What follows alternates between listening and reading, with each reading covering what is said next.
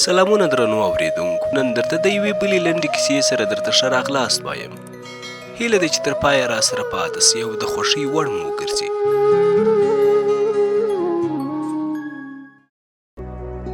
د وږې د میاشتې په 28مه د ژورنالستانو له یو ټیم سره د کابل ولایت د جنایي جرمونو سره د مبارزې د لوی مدیریت د کشف د څانګې د امیر په ملتیا د عبدالله نومې د دوسیې د څېړلو لپاره چې د خپلې مېرمنې په وژلو تورن دی د کابل ولایت توقیف خانې ته ولاړو. څو شېبې وروسته د 21 کلن لوړ او ډنګر ځوان سر ته ودرېدو. عبدالله چې اوږده ږیره او څڼې یې درلودې، تورې جامې یې په تن، یو تور دسمال یې له سره تاو کړی و او اوږدې تسبیح یې هم څو وله له غاړې تاو کړې وې. تا به ویل چې د میا علي صاحب د زیارت مشر مجاور ملنګ همدا دی. په داسې حال کې چې دوه خیرن ماشومان یې شاوخوا ګرځېدل، د کشف امیر له موضوع خبر کړي او وروسته یې د ژورنالستانو په وړاندې په خپل کړي جرم داسې اعتراف وکړي: ما بدبخته خپله ښځه په خپلو لاسونو زندۍ کړه. پوښتنه: ولې؟ جواب: نه پوهېږم. پوښتنه: نو څنګه دې ووژله؟ جواب: په روژ کال ژمي د کابل ولایت په پغمان ولسوالۍ کې زموږ کور و. زما ښځه به تل د نورو ګاونډیانو کره تله. زه به چې کور ته راغلم نه به وه، نو زه پرې شکي شوم. له بلې خوا مور یې ورته تل شیطاني کوله. هره ورځ به یې له ما سره جنګ کاوه. یوه شپه 9 بجې کور ته راغلم، هغه ویده وه. ما نشه کړې وه. وږی وم، ډوډۍ مې ترې وغوښته. هغې وویل: په کور کې هیڅ هم نسته. ما نه غوښتل چې هغه ووژنم، زندۍ مې کړه. خو څو شېبې وروسته پوه سوم چې هغه مړه سوې ده. زه په خپل کار ډېر پښیمانه سوم، ډېر مې وژړل. ما نه غوښتل چې هغه ووژنم، خو زه ډېر وېرېدلی وم. د هغې جسد مې لومړی په یو پلاستیک کې تاو کړ، بیا مې په 2 بوجیو کې بند کړ. هغه مې د پخلنځي په غولي کې ښخه کړه او سهار د ملا د اذانه سره په داسې حال کې چې واورې ورېدې، له خپلو 2 زامنو سره له کوره ووتم او مزار شریفې ته ولاړم. هلته زما هیڅ خپلوان نه وو. ناچاره ولاړم او د روزې مبارکې تر څنګ کښېناستم. په داسې حال کې چې هوا ډېره سړه وه. ما او زما ماشومانو د خوراک دپاره هیڅ نه لرل. ماشومان مې د لوږې او یخنۍ له لړزېدل. ماښام تېر و، یو حاجي صاحب راغلی او وروسته له هغې چې پوه سو موږ مسافر یو، خپل کور ته یې بوتلو او شپه مو د هغه سره وکړه. سهار یې راته 500 افغانۍ راکړې او بیرته روزې مبارکې ته راغلو. ما په پغمان کې خپلې خواشې ته ټلیفون وکړی چې موږ ایران ته روان یو. چې ورسېدو تاسې ته ټلیفون کوو. نور به همدلته روزه کې پراته وو. د روزې له نور ملنګانو سره به مو خلکو ته دم او تعویض کولی او په شکرانه به مو ژوند تېراوه.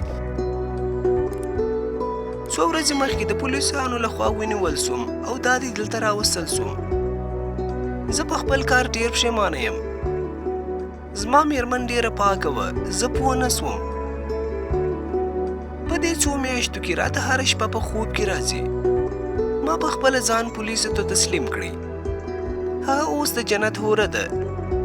زه یې هم غوښتې یم، زه هم ورځم. په دې وخت کې د عبدالله زړه ډک سو او ژړا ورته د نور څه ویلو اجازه ورنه کړه. د تورن د دوسیې په هکله د کشف امیر داسې څرګندونې کولې.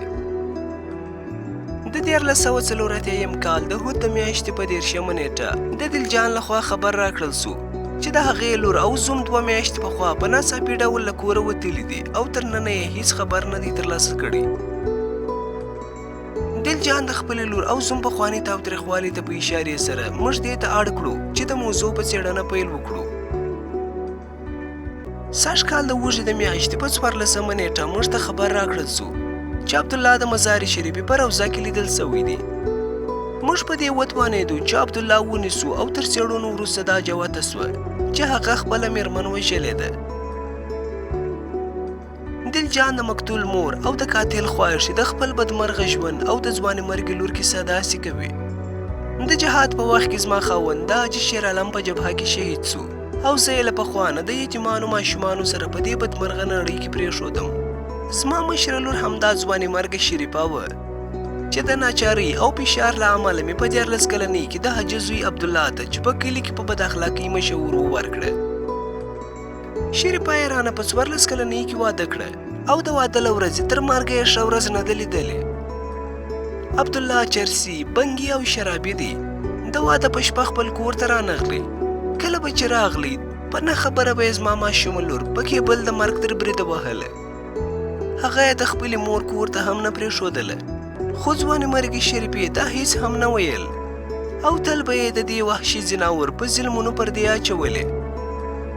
هغې هم په همدې هیله چې ګوندې نن یا سبا دا ځناور لارې ته راسي، خو شریفې دا هیله د همدې جلاد په کرهېړنو لاسونو تور خاورو ته یوړه. د روان کال د وژدې میاشتې په 28مه د کابل ولایت د جنایي جرمونو سره د مبارزې لوی مدیریت یو پولیس په دې وتوانېدی چې په بغمان کې د شریفې جسد د عبدالله د کور له پخلنځي څخه را پیدا کړي. جسد یې په تارې بوجیو کې اچول سوی و او پښې او لاسونه یې سره راټول سوي وو. د تارې بوجۍ په منځ کې یوه بله پلاستیکي بوجۍ وه او د هغې په منځ کې د شریفې جسد ځای پر ځای کړی و. د لومړنیو تحقیقاتو له مخې جسد که څه هم نه پیژندل کېدی، خو د سر ویښتانو او نوکانو یې دا ښودله چې د وژل کېدو له مخه د یوې درندې وسیلې په واسطه وهل سوې ده. د شریفې جسد د نورو څېړنو لپاره د عدلیې طب ته ولېږدول سو او عبدالله د خپلې اړوندې دوسیې د فیصلې په تمه د کابل ولایت په توقیف خانې کې د خپلو 2 معصومو ماشومانو سره شپې سبا کوي.